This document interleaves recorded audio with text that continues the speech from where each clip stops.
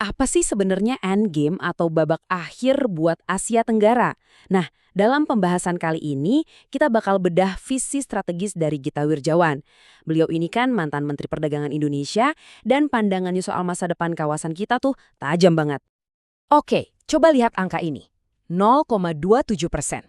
Kelihatannya kecil ya, tapi jangan salah. Menurut Gita Wirjawan, di balik angka sekecil ini, ada masalah yang super fundamental buat kita, buat 700 juta orang di Asia Tenggara. Masalah apa coba? Nah, ini dia jawabannya. Kata Pak Gita, Asia Tenggara ini secara kritis kurang ternarasi. Bayangin deh, kita ini kan 9% dari total populasi dunia. Tapi cerita kita di panggung global, nggak nyampe 1%. Dan ini bukan soal gengsi doang loh. Ini ngaruh banget ke ekonomi, ke geopolitik. Beneran. Oke, jadi gimana cara ngukurnya? Emang bisa diukur ya kurangnya cerita ini? Nah, Gita Wirjawan nunjukin kalau ini tuh bukan konsep ngawang-ngawang. Ini nyata dan kelihatan banget datanya, terutama di data ekonomi. Coba deh lihat perbandingan ini, jomplang banget kan?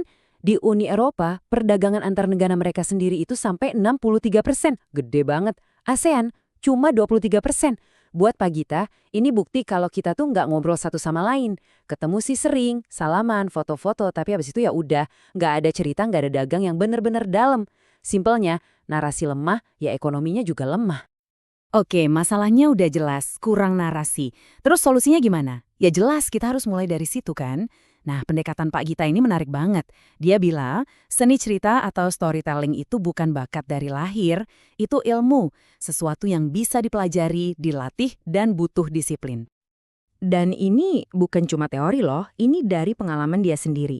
Dia cerita, bos pertamanya dulu ngasih nasihat simpel. Latih aja ngomong sendiri depan cermin, 10, 15, 20 menit sehari. Dan itu dia lakuin beneran selama puluhan tahun. Jadi kuncinya emang di situ, disiplin, latihan. Nah, dari sini muncul filosofi intinya, yang dia sebut mind jazz dalam karir. Maksudnya gimana? Gini, pertama, kuasai dulu dasarnya. Fundamentalnya harus kuat, kayak musisi klasik gitu. Kalau itu udah mantap, baru deh berani improvisasi, berani ambil resiko. Kayak di musik jazz kan? Kadang-kadang nada yang kedengeran salah justru jadi awal dari sesuatu yang baru dan keren banget. Oke, tadi kan kita ngomongin level individu ya soal storytelling. Sekarang yuk kita zoom out. Kita lihat gambaran besarnya, geopolitiknya. Kenapa sih menurut Pak Gita, sekarang ini momen yang spesial banget buat Asia Tenggara? Penuh peluang? Jawabannya ada di keseimbangan kekuatan global. Ini dia tesis utamanya. Jadi, ada Barat di satu sisi dan Tiongkok di sisi lain. Keduanya kan kekuatan besar yang saling ngimbangin. Nah, karena mereka sibuk satu sama lain, ini justru jadi keuntungan buat ASEAN. Kita jadi punya ruang gerak, punya kesempatan buat tumbuh dan nentuin nasib kita sendiri. Nggak didominasi satu pihak kayak dulu-dulu. Dan ini nih data sejarah yang jujur aja bikin kaget. Coba bayangin, dalam 2000 tahun terakhir, konflik di Eropa itu korbannya hampir 190 juta orang. Gila kan? Di Asia Tenggara, cuma 9 juta.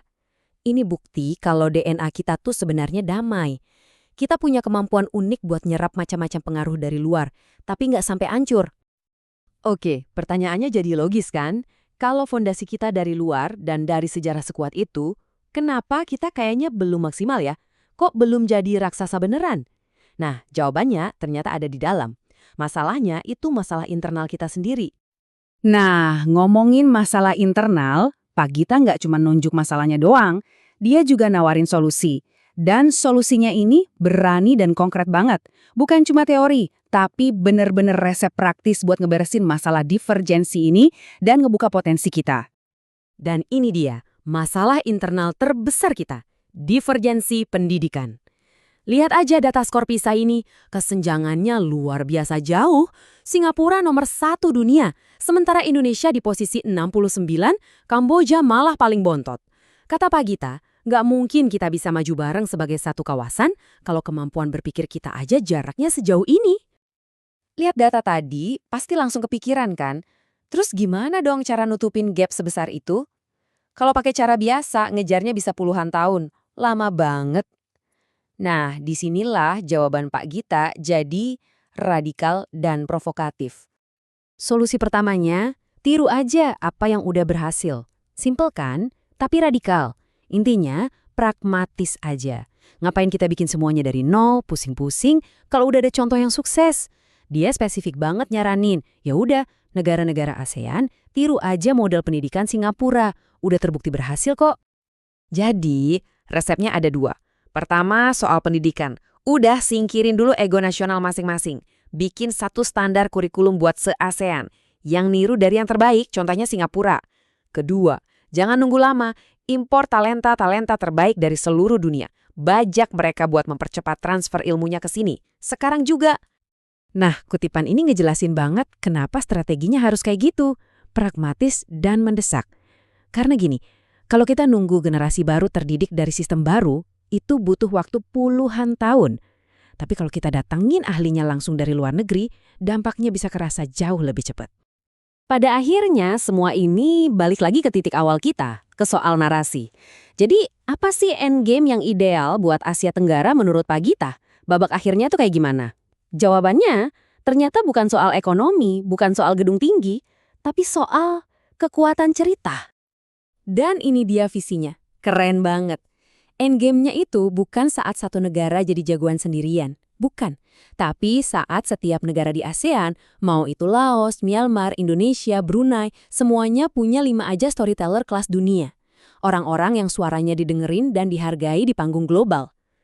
Nah, kalau itu udah kejadian, game on. Permainan baru bener-bener dimulai.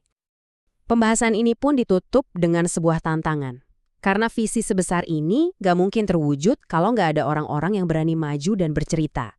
Jadi pertanyaannya ini bukan cuma buat para pemimpin, tapi buat kita semua. Buat Anda yang lagi dengerin, siapa yang bakal menceritakan kisah kita selanjutnya?